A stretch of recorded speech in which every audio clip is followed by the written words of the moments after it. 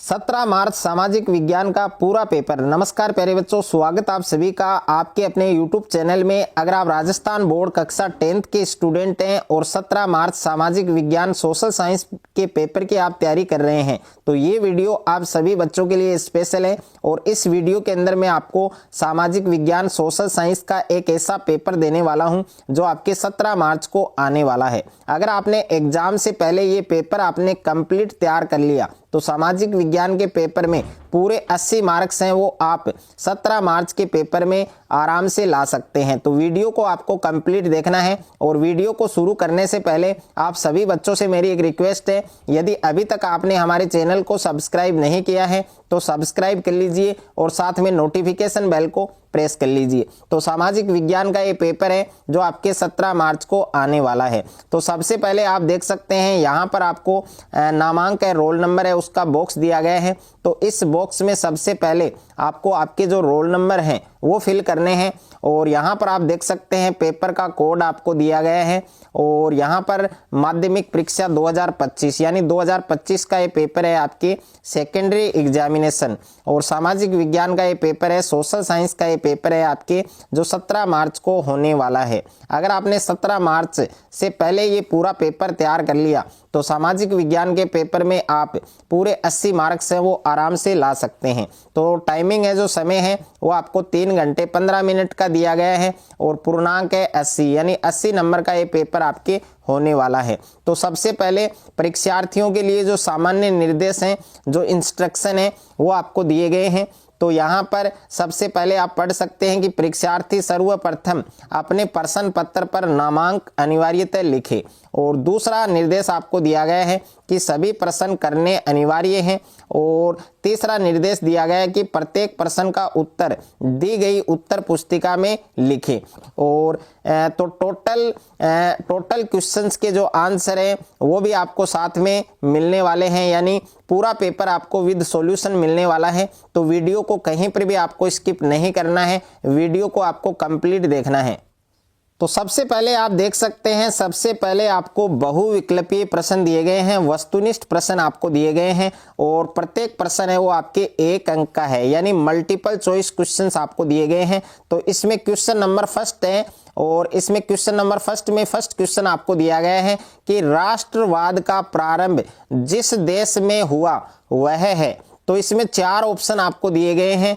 A option में आपको दे रखा है जर्मनी, और बी ऑप्शन में दे रखा है आपको फ्रांस, और सी ऑप्शन में दे रखा है आपको इंग्लैंड, और डी ऑप्शन में दे रखा है आपको इटली। यानी राष्ट्रवाद का प्रारंभ है वो किस देश में हुआ तो उस देश का नाम होगा आपकी फ्रांस। तो इस क्वेश्चन का करेक्ट आंसर आपके ऑप्शन नंबर बी है, वो आपका सही है, यानी बी ऑप्शन आपका इसमें बनेगा। उसके बाद में सेकंड क्वेश्चन आपको दे रखा है कि 18वीं शताब्दी में विश्व व्यापार का सबसे बड़ा केंद्र था। तो 18वीं शताब्दी में विश्व व्यापार का सबसे बड़ा केंद्र कौन था? तो ए ऑप्शन में आपको दे रखा है अमेरिका, और बी ऑप्शन में दे रखा है आपको यूरोप, और सी ऑप्शन में दे रखा है आपके अफ्रीका, और डी ऑप्शन में दे रखा है आपके ऑस्ट्रेलिया। तो इस क्वेश्चन का करेक्ट आंसर होगा आपके ऑप्शन नंबर बी। तो इसमें ऑप्शन नंबर बी आपका बनेगा यूरोप। उसके बाद में क्वेश्चन नंबर 3 आपको दिया गया है। यहाँ पर क्वेश्चन नंबर 3 आप देख सकते हैं कि महामंदी का प्रारंभ है वो किस वर्ष में हुआ। तो महामंदी का जो प्रारंभ है वो किस वर्ष में हुआ? तो ए ऑप्शन में दे रखा है 1919 में, और बी ऑप्शन है 1925 में, और सी ऑप्शन है आपके 1929 में, और डी ऑप्शन है 1931 में। तो इस क्वेश्चन का करेक्ट आंसर होगा आपके ऑप्शन नंबर से, यानी महामंदी का जो प्रारंभ है वो सन 1929 में प्रारंभ हुआ। तो इसमें सी ऑप्शन आपका सही बनेगा। उसके बाद में क्वेश्चन नंबर 4 आपको दिया गया है कि तुलसीदास द्वारा रचित रामचरितमानस का प्रथम मुद्रित संस्करण कहाँ से प्रकाशित हुआ? तो ए ऑप्शन है आपके जयपुर, बी ऑप्शन है आपके बंबई, और सी ऑप्शन है आपके मद्रास, और डी ऑप्शन है आपके कलकत्ता। तो इस क्वेश्चन का सही उत्तर होगा आपके ऑप्शन नंबर डी, यानी कलकत्ता। उसके बाद में नेक्स्ट है आपके क्वेश्चन नंबर 5। क्वेश्चन नंबर 5 आपको दिया गया है कि पंजाब केसरी का प्रकाशन किसने किया। तो पंजाब केसरी का प्रकाशन है वो किसने किया। तो ए ऑप्शन में है बाल गंगाधर तिलक, बी ऑप्शन में है महात्मा गांधी और सी ऑप्शन में है रविंद्रनाथ टैगोर और डी ऑप्शन में है भगत सिंह। तो इसमें 4 ऑप्शन आपको दिए गए हैं, कौन सा ऑप्शन आपका करेक्ट होगा तो सभी बच्चों को इसका आंसर कमेंट बॉक्स में बताना है। उसके बाद में क्वेश्चन नंबर 6 है आपके कि निम्नलिखित में से किस राज्य में लाल और पीली मृदा पाई जाती है। तो ए ऑप्शन में है राजस्थान, बी ऑप्शन में है गुजरात और सी ऑप्शन में है मध्य प्रदेश और डी ऑप्शन में है उड़ीसा। तो इस क्वेश्चन का करेक्ट आंसर आपके ऑप्शन नंबर ए होगा, यानी राजस्थान है उसमें लाल और पीली मृदा है वो पाई जाती है। तो ए ऑप्शन आपका सही बनेगा। उसके बाद में क्वेश्चन नंबर 7 आपको दिया गया है। तो क्वेश्चन नंबर 7 आप देख सकते हैं कि इनमें से कौन सी रबी की फसल है। तो ए ऑप्शन में है चावल, बी ऑप्शन में है मोटे अनाज, सी ऑप्शन में है चना और डी ऑप्शन में है कपास। तो इस क्वेश्चन का करेक्ट आंसर आपके ऑप्शन नंबर सी होगा, यानी इनमें से रबी की फसल कौन है, चना। तो सी ऑप्शन आपका सही बनेगा। उसके बाद में क्वेश्चन नंबर 8 आपको दिया गया है। तो क्वेश्चन नंबर 8 आप देख सकते हैं कि बेल्जियम है वो किस महाद्वीप का एक छोटा सा देश है। तो ए ऑप्शन में है एशिया, बी ऑप्शन में है यूरोप, सी ऑप्शन में है अमेरिका और डी ऑप्शन में है आपके अफ्रीका। तो यहाँ पर देखिए बेल्जियम है वो किस महाद्वीप का एक छोटा सा देश है, यूरोप महाद्वीप का एक छोटा सा देश है। तो इस क्वेश्चन का करेक्ट आंसर आपके ऑप्शन नंबर बी होगा। उसके बाद में नेक्स्ट है आपके क्वेश्चन नंबर 9 आपको दिया गया है कि भारत में राष्ट्रीय स्तर पर मान्यता प्राप्त दलों की संख्या है। तो ए ऑप्शन में दे रखा है 5, बी ऑप्शन में दे रखा है 6 और सी ऑप्शन में दे रखा है 7 और डी ऑप्शन में दे रखा है 8। तो भारत में राष्ट्रीय स्तर पर मान्यता प्राप्त दलों की संख्या कितनी है, 6 है। तो इसमें सही उत्तर आपके ऑप्शन नंबर बी होगा। उसके बाद में नेक्स्ट है आपके क्वेश्चन नंबर 10 कि भारत में दलीय व्यवस्था है। तो भारत में किस प्रकार की दलीय व्यवस्था है। तो ए ऑप्शन में दे रखा है एक दलीय, बी ऑप्शन में बहुदलीय और सी ऑप्शन में द्विदलीय और डी ऑप्शन में गठबंधन। तो इस क्वेश्चन का करेक्ट आंसर होगा आपके ऑप्शन नंबर बी, यानी बहुदलीय। यानी भारत में किस प्रकार की दलीय व्यवस्था है, बहुदलीय। तो इसमें ऑप्शन नंबर बी बनेगा। उसके बाद में क्वेश्चन नंबर 11 आपको दिया गया है कि निम्न में से कौन सी आर्थिक गतिविधियां तृतीयक क्षेत्र में नहीं आती हैं। तो ए ऑप्शन में दे रखा है बेकिंग और बी ऑप्शन में मधुमक्खी पालन और सी ऑप्शन में अध्यापन और डी ऑप्शन में परिवहन। तो निम्न में से कौन सी आर्थिक गतिविधियां हैं जो तृतीयक क्षेत्र में नहीं आती हैं। तो यहाँ पर बी ऑप्शन आपका सही बनेगा, मधुमक्खी पालन। तो इस क्वेश्चन का करेक्ट आंसर क्या होगा, मधुमक्खी पालन। उसके बाद में नेक्स्ट है आपके क्वेश्चन नंबर 12 आपको दिया गया है कि औद्योगिक क्षेत्र कहा जाता है। तो ए ऑप्शन में है प्राथमिक क्षेत्रक और बी ऑप्शन है द्वितीयक क्षेत्रक और सी ऑप्शन है तृतीयक क्षेत्रक और डी ऑप्शन है चतुर्थक क्षेत्रक। तो इस क्वेश्चन का करेक्ट आंसर होगा आपके ऑप्शन नंबर बी, यानी औद्योगिक क्षेत्रक है वो किस क्षेत्र को कहा जाता है, द्वितीयक क्षेत्रक है उसको कहा जाता है। उसके बाद में क्वेश्चन नंबर 13 आपको दे रखा है कि जो ऋण है उसकी शर्तों के अंतर्गत आता है। तो ऋण की शर्तों के अंतर्गत कौन आता है। तो ए ऑप्शन में है ब्याज दर, बी ऑप्शन में है ऋणाधार या समर्थक और सी ऑप्शन में है आवश्यक कागजात और भुगतान के तरीके और डी ऑप्शन में है उपरोक्त सभी। तो इस क्वेश्चन का सही उत्तर होगा, आपके सही आंसर होगा ऑप्शन नंबर डी, यानी उपयुक्त सभी। उसके बाद में क्वेश्चन नंबर 14 आपको दिया गया है यहाँ पर कि भारत में मुद्रा जारी करने का कार्य करता है, यानी मुद्रा जारी करने वाली जो संस्था है वो कौन सी है। तो ए ऑप्शन में है राज्य सरकारें, बी ऑप्शन में है केंद्रीय सरकार और सी ऑप्शन में है भारतीय रिजर्व बैंक और डी है उपरोक्त में से कोई नहीं। तो भारत में मुद्रा जारी करने का कार्य कौन करता है, आरबीआई, यानी भारतीय रिजर्व बैंक। तो इसमें सी ऑप्शन आपका सही बनेगा। उसके बाद में क्वेश्चन नंबर 15 आपको दे रखा है कि भारत में राष्ट्रीय उपभोक्ता दिवस है वो प्रतिवर्ष मनाया जाता है। तो उपभोक्ता दिवस कब मनाया जाता है। तो ए ऑप्शन में है 24 दिसंबर, बी ऑप्शन में 21 दिसंबर और सी ऑप्शन में 25 दिसंबर और डी ऑप्शन में 22 दिसंबर। तो भारत में राष्ट्रीय उपभोक्ता दिवस प्रतिवर्ष कब मनाया जाता है? 24 दिसंबर को मनाया जाता है। तो इसमें ए ऑप्शन आपका सही बनेगा। उसके बाद में सेकंड है आपके क्वेश्चन नंबर सेकंड आपको दिया गया है रिक्त स्थानों की पूर्ति कीजिए। तो इसमें फर्स्ट है आपके कि भारत आने के बाद गांधी जी ने कई स्थानों पर आंदोलन चलाया। तो यहाँ पर दो ऑप्शन आपको दे रखा है, एक तो असहयोग और दूसरा है आपके सत्याग्रह। तो इस रिक्त स्थान में क्या आएगा? आपके असहयोग। तो देखिए भारत आने के बाद गांधी जी ने कई स्थानों पर असहयोग आंदोलन चलाया, तो इसमें असहयोग आपको फिल करना है। उसके बाद में दूसरा प्रश्न आपको दे रखा है कि पेरियार बाग रिजर्व कौन से राज्य में स्थित है? तो पेरियार बाग रिजर्व है वो केरल में स्थित है या कर्नाटक में स्थित है? तो पेरियार बाग रिजर्व है वो कौन से राज्य में स्थित है? केरल में। तो इस रिक्त स्थान में आपको केरल है वो फिल करना है। उसके बाद में तीसरा क्वेश्चन आपको दे रखा है यहाँ पर कि भारत गन्ने का सबसे बड़ा उत्पादक देश है। तो दूसरा या तीसरा? तो भारत गन्ने का दूसरा सबसे बड़ा उत्पादक देश है। तो इस रिक्त स्थान में आपको लिखना है दूसरा।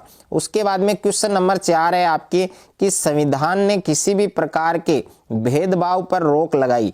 तो इसमें आएगा आपके जातिगत, यानी 4 नंबर का जो रिक्त स्थान है इसमें आपको क्या फिल करना है? जातिगत। उसके बाद में 5वां क्वेश्चन आपको दे रखा है कि विश्व के लगभग कितने देश विश्व व्यापार संगठन के देश हैं सदस्य हैं? तो इसमें आपको फिल करना है 164। उसके बाद में नेक्स्ट है आपके अति लघुतरात्मक प्रश्न और प्रत्येक प्रश्न है वो आपके 1 अंक का है, यानी very short answer type questions हैं। तो इसमें क्वेश्चन नंबर 3 है आपके क्वेश्चन नंबर 3 आप देख सकते हैं कि हिंद स्वराज पुस्तक के लेखक कौन थे? तो हिंद स्वराज पुस्तक के लेखक कौन थे? महात्मा गांधी। उसके बाद में क्वेश्चन नंबर 4 आपको दिया गया है कि अवर्गीकृत वन किसे कहते हैं? तो इसकी परिभाषा सभी बच्चों को कमेंट बॉक्स में बतानी है कि अवर्गीकृत वन है उसकी परिभाषा क्या होती है। उसके बाद में 5वां प्रश्न आपको दे रखा है कि भारत का प्रमुख गेहूं उत्पादक राज्य कौन सा है? तो भारत का प्रमुख गेहूं उत्पादक राज्य है वो कौन सा है? तो इसका उत्तर होगा आपके उत्तर प्रदेश। उसके बाद में प्रश्न संख्या 6 आपको दे रखा है। प्रश्न संख्या 6 आप देख सकते हैं कि सिंहली भाषा को श्रीलंका में राजभाषा कब घोषित किया गया? तो इसमें आपको लिखना है 1956। और उसके बाद में 7वां प्रश्न है सामाजिक असमानता का कौन सा रूप प्रत्येक स्थान पर दिखाई देता है? तो इसका उत्तर होगा समान अवसर। और उसके बाद में 8वां प्रश्न है आपके 8वां प्रश्न आप देख सकते हैं कि बहुजन समाज पार्टी के संस्थापक कौन थे? तो इसमें आएगा आपके कांशीराम। और उसके बाद में प्रश्न संख्या 9 है आपके कि सेवा क्षेत्रक में शामिल गतिविधियों के 2 उदाहरण दीजिए। तो इसमें आपको लिखना है परिवहन और कुरियर, और तीसरा है आपके होटल या रेस्टोरेंट। तो मैंने 3 उदाहरण आपको बताए हैं, आपको केवल 2 उदाहरण लिखने हैं। और उसके बाद में क्वेश्चन नंबर 10 है आपके कि मुद्रा को विनिमय का माध्यम क्यों कहा जाता है? तो इसका उत्तर आपको कमेंट बॉक्स में बताना है। और उसके बाद में क्वेश्चन नंबर 11 आपको दिया गया है कि विदेशी व्यापार किनके बीच होता है? तो विदेशी व्यापार किनके बीच होता है? 2 या 2 से अधिक देशों के बीच, 2 या 2 से अधिक देशों के बीच। और उसके बाद में प्रश्न संख्या 12 है आपकी आरटीआई का पूरा नाम लिखिए। तो आरटीआई का पूरा नाम है, हिंदी में अगर हम बात करें आरटीआई की तो सूचना का अधिकार, और इंग्लिश में अगर आपको इसका पूरा नाम याद करना है तो आर से बनेगा राइट और टी से बनेगा टू और आई से बनेगा आपकी इंफॉर्मेशन, यानी राइट टू इंफॉर्मेशन, सूचना का अधिकार। और उसके बाद में नेक्स्ट है आपके यहाँ पर लघुतरात्मक प्रश्न है और प्रत्येक प्रश्न 2 अंक का है आपके। तो प्रश्न संख्या 13 है कि चंपारण में गांधी जी ने किसानों को क्या प्रेरणा दी? तो चंपारण में गांधी जी ने किसानों को क्या प्रेरणा दी वो आपको बतानी है। और क्वेश्चन नंबर 14 है कि मार्टिन लूथर कौन था? तो मार्टिन लूथर कौन था उसके बारे में आपको लिखना है। और उसके बाद में क्वेश्चन नंबर 15 आपको दिया गया है कि मृदा संरक्षण के 2 उपाय सुझाइए। तो मृदा संरक्षण है उसके 2 उपाय आपको लिखने हैं। और प्रश्न संख्या 16 आपको दिया गया है कि राजनीतिक दल के कोई 2 कार्य लिखिए। तो इसमें राजनीतिक दल है उसके आपको कोई 2 कार्य बताने हैं। और क्वेश्चन नंबर 17 है कि असंगठित क्षेत्र से आप क्या समझते हैं। तो असंगठित जो क्षेत्र है उससे आपका क्या अभिप्राय है, उससे आप क्या समझते हैं। और क्वेश्चन नंबर 18 है आपके कि भारत में धर्मनिरपेक्ष राज्य से आप क्या समझते हैं। तो भारत में धर्मनिरपेक्ष राज्य है उससे आप क्या समझते हैं। और अगर आपको किसी भी क्वेश्चन में किसी भी प्रकार का कोई डाउट है तो वो आप कमेंट करके बता सकते हैं। ऋण के औपचारिक स्रोत से आप क्या समझते हैं। तो ऋण के जो औपचारिक स्रोत हैं उससे आप क्या समझते हैं। और उसके बाद में प्रत्येक क्वेश्चन आपके 3 नंबर का है, ये आपके दीर्घ उत्तरीय प्रश्न है। तो प्रश्न संख्या 20 है आपके रूढ़िवाद क्या है, यानी रूढ़िवाद के बारे में आपको विस्तार से समझाना है।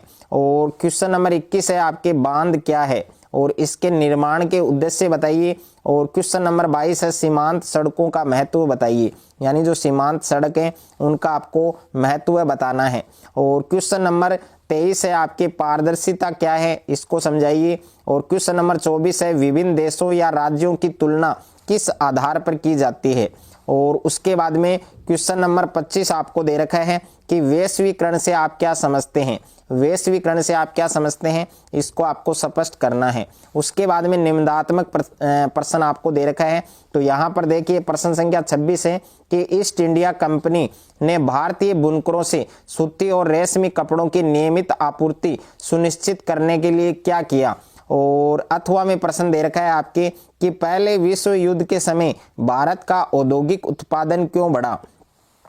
और उसके बाद में नेक्स्ट है आपके क्वेश्चन नंबर 27 है आपके भारतीय संघ की विशेषताएं लिखिए। और इसके अथवा में प्रश्न है भारत में केंद्र और राज्य सरकारों के बीच विधायी अधिकारों को कितने हिस्सों में बांटा गया है, इन सभी का आपको क्या करना है, वर्णन करना है। और उसके बाद में प्रश्न संख्या 28 आपको दिया गया है कि दिए गए भारत के रेखा मानचित्र में निम्नलिखित को अंकित कीजिए। तो इसमें फर्स्ट है आपके नरोरा, दूसरा है रावतबाटा, तीसरा है तारापुर, और नेक्स्ट है आपके केगा, और उसके बाद में है तलचर, और नेक्स्ट है आपके बरौनी। तो इन सभी को भारत के रेखा मानचित्र में अंकित करना है।